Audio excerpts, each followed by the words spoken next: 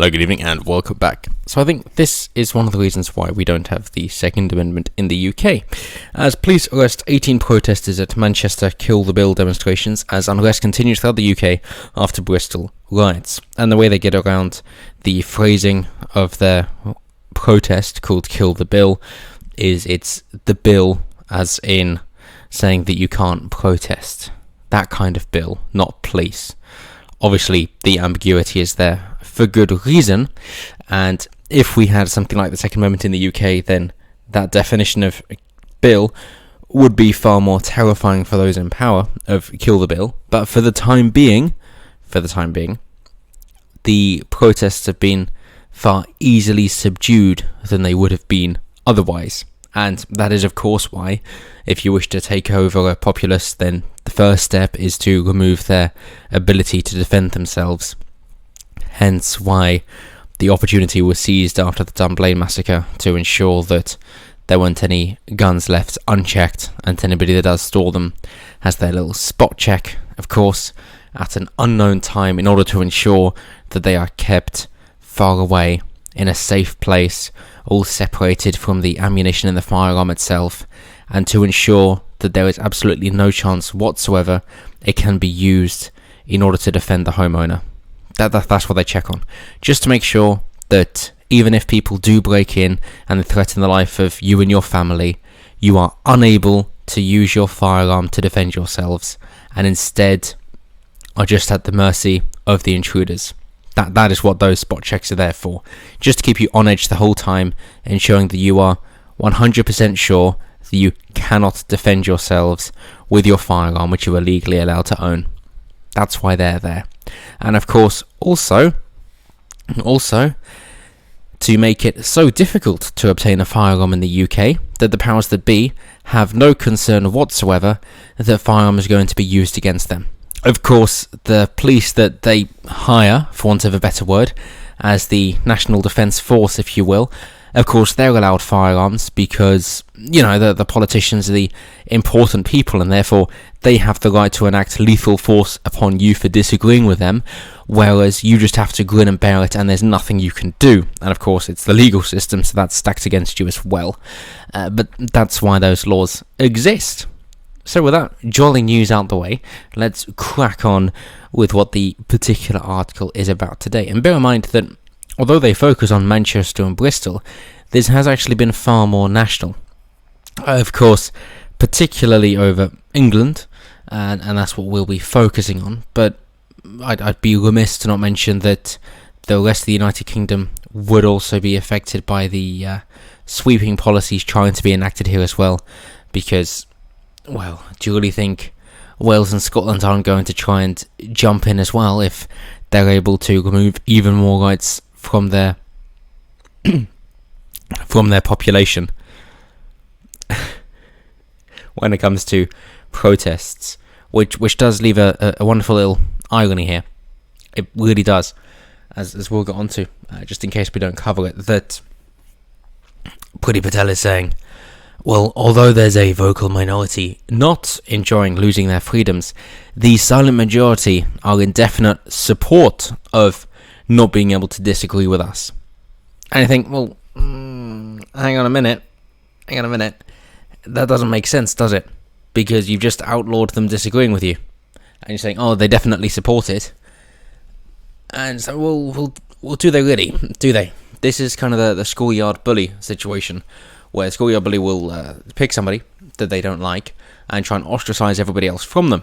And then say, oh, who likes this chap? And of course, nobody's going to suggest that they do, otherwise then they're going to be ostracized and beaten up as well. And that is what the government is doing here, to try and say, oh, well, the silent majority clearly are in support of this. It's like, no, they're not.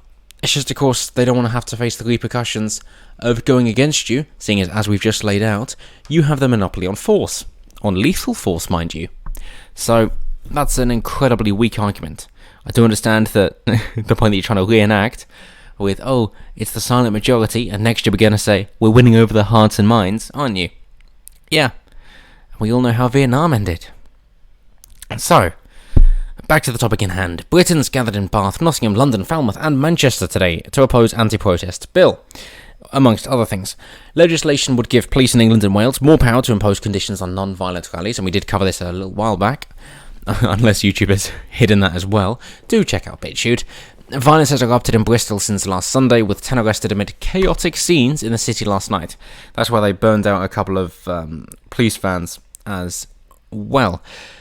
So, this has been going on for a little while, as I say. But, the thing that I find particularly interesting here is that most of the pushback, or at least as being photographed, is, as you see there was a mask there before the police kind of got rid of it through the manhandling, is this is people who seem to fear the coup, or at least respect the government in terms of locking down businesses and preventing businesses from opening people to be free to associate with other people as they see fit. But then they draw the line at not being able to protest, even though of course they'd be the same people who are saying no, don't protest the COVID lockdown, as you see with Black Lives Matter banners, and then the ones in Manchester going to the George Floyd Memorial and 200 odd of them taking the knee in front of it, which is utterly daft. It is not a British problem. It's not even an American problem, but if we were to pretend it is, then what do they base it off of? Oh, well, the amount of black people who die in police custody as a proportion of the population. So, yeah. Okay. So in the UK, the number of black people dying in police custody on a proportion of the population is still lower than you would expect. So there is really no standing or kneeling here whatsoever. So it clearly is a crock of shit. It's trying to import it across from the Atlantic, having absolutely no understanding of the differences between England and the United States. But hopefully this will serve as some semblance of enlightenment for these people. But since when did facts get in the way of their feelings? Let's be honest. So just to prove the point, of course we see various police officers wearing various forms of face masks there, even if it's just essentially a balaclava or a scarf. But the placards of which they wish to hold up, which I think is quite important in order to see what it is precisely that they are fighting for, is obviously going against Priti Patel. Refuse to be silenced, which is particularly pertinent towards the bill that they are protesting against. It is, of course, against Conservatives as well. So either they are actual right-wingers, or they're even further left than the Conservatives. Go figure. But, as I say, bear in mind, when you got like Antifa logos and the like, and people wearing face masks and looking for anarchy, that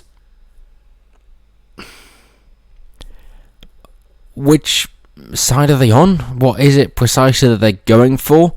Because my understanding, at least my take on this, is if you're going with the whole face mask idea as well, is that you're not actually looking for individual freedoms. You're not at all. So what you're looking for then is in order to use the police force as your own weapon. And of course, hey, we're all about universal principles, and therefore do not support that at all. And this might be a little cheeky thing about universal principles.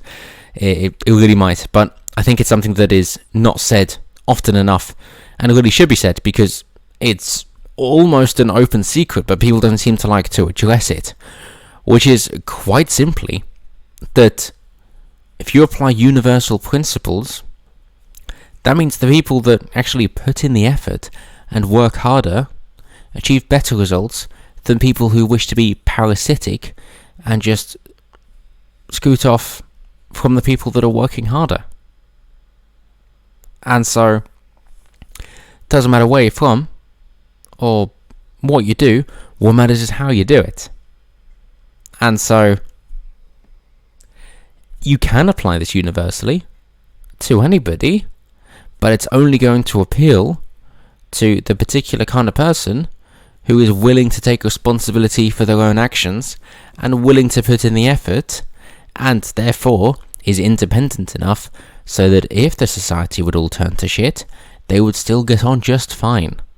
And as I'm sure you've heard about people who become successful, that all the people that they'd lost touch with over the years crawl out of the woodwork and want to be their friend again. And the same goes for when times get tough. If the civilization turned to shit, for example, they would seek you out because you're somebody who has taken personal responsibility and would be able to get through that hardship.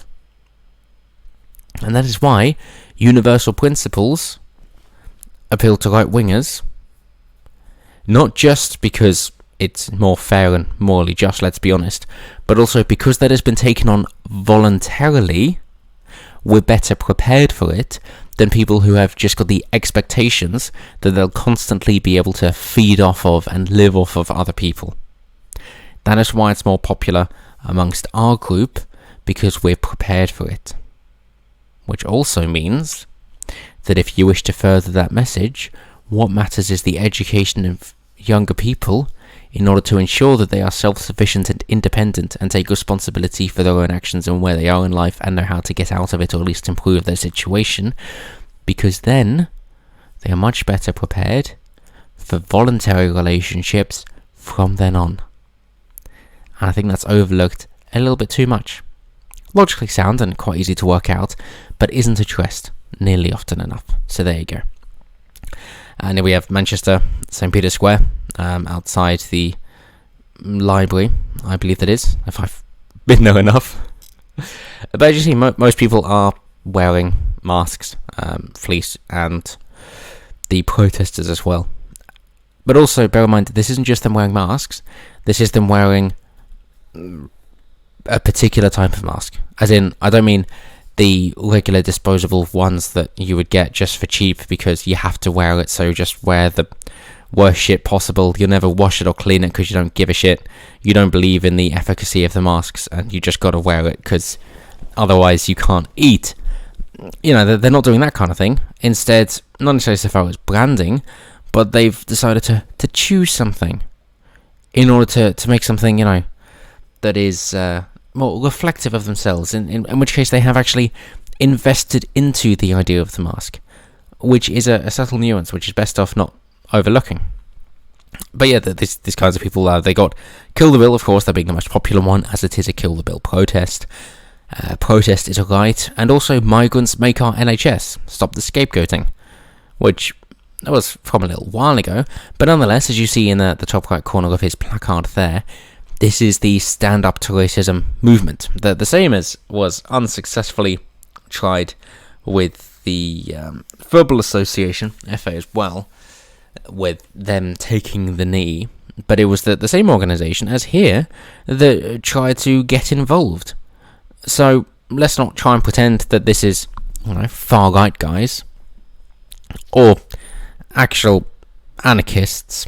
And I mean, you might have had a very small minority, but they would not be welcome in the Stand Up to Racism, because Stand Up to Racism is anti-racism, as they say, which is, yep, you guessed it, it's just more racism, and it has to be enforced, as in legally enforced racism.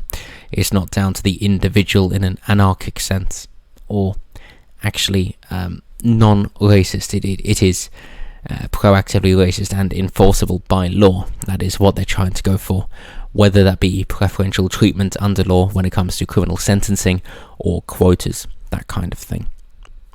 But yeah, so the Avon and Somerset Council for Bristol, that police officer in charge there, is saying, you know, oh, there's a frustration that we have is over why and how this is playing out in Bristol, why this legislation that is government-led is causing people to take to the streets in this way. And I think that's actually a vitally important, almost Freudian slip that the chap made there. And let's just find his name, because I think this is something that is probably worthwhile and important there. Because what he's saying is this is government-led. Yeah? And he's surprised that the people actually have a disagreement with the government. And like, well, if people didn't have a disagreement with the government, you wouldn't have to worry about the anti-protest laws, would you? Because you wouldn't need them, because people wouldn't be protesting. But Commander for Avon and Somerset Police, Mark Ronnikers, there we go, that's his name, Mark Ronnikers, seems to be suggesting, oh, well, the government says something, and therefore it must be right. It must be morally sound and legally just, of course, and people must abide by it because it's the law. And I've said it before, and I'm sure I'll be saying it again, but a state law is not the same as the law of nature. And people seem to forget that. Just because something's the law, it doesn't mean that it's morally justified, and it doesn't mean that it automatically stops people from doing it. And it certainly doesn't mean that it's got unanimous support for it. And yet, that seems to be what Mark Runacres is missing the point on here, suggesting, oh, this legislation is government-led, so we don't know why people are taking to the streets in this way over something the government is enacting. And I'm thinking, well, have you actually taken the time to listen to any of the protesters? I mean, if you enabled more speech, then maybe people wouldn't think that protesting or rioting in this way is actually necessary. And so much so that one of the protesters even used that old quote to say that if you make peaceful protest impossible, you make violent protest inevitable, the old JFK one. And that is completely true and just seems to be becoming more true by the day. So I know that we, of course, against this bill as well, and I suppose authoritarianism causes strange bedfellows, where now you might find, looking on your left, you got someone claiming to be part of Antifa, someone on your right is a part of Black Lives Matter, and you're all moving forward under the banner of protecting our rights to protest. Pretty mad. But if such a thing can unite people from all over the political spectrum, such as this, then I think it's safe to say that there isn't actually individual support for it.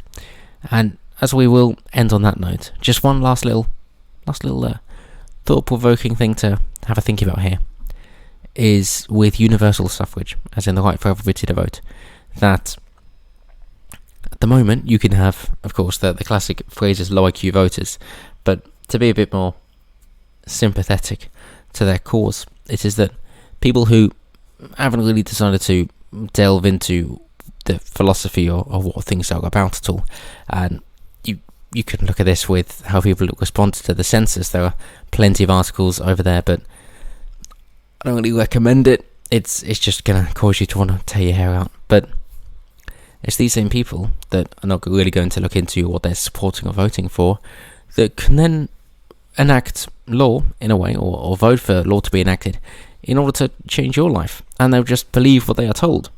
And therefore, universal suffrage seems to be quite a poor idea, because it doesn't reward people who are actually contributing to the society or to know what they are talking or voting about.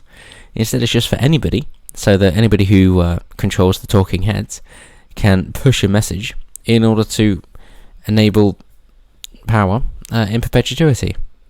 And to me, that is probably the biggest drawback of universal suffrage, which doesn't have to be the case for democracy as a whole, but nonetheless is the system we have. So that's it for me. Let me know what you guys think down below. I know there's quite a lot to go over here today, but I'm intrigued to hear what you have to say. Do you think that we have got allies where we didn't think that we did? What proportion of the population do you think actually support this? And what would be your best alternative to the voting system that we have at the moment? Whether that be still universal suffrage, but other things like an alternative vote, or if that be different requirements for being able to vote. However it is, let me know down below. Always intrigued to what you have to say. Do check me out on BitChute, link down below, and as always, until next time, have a good one.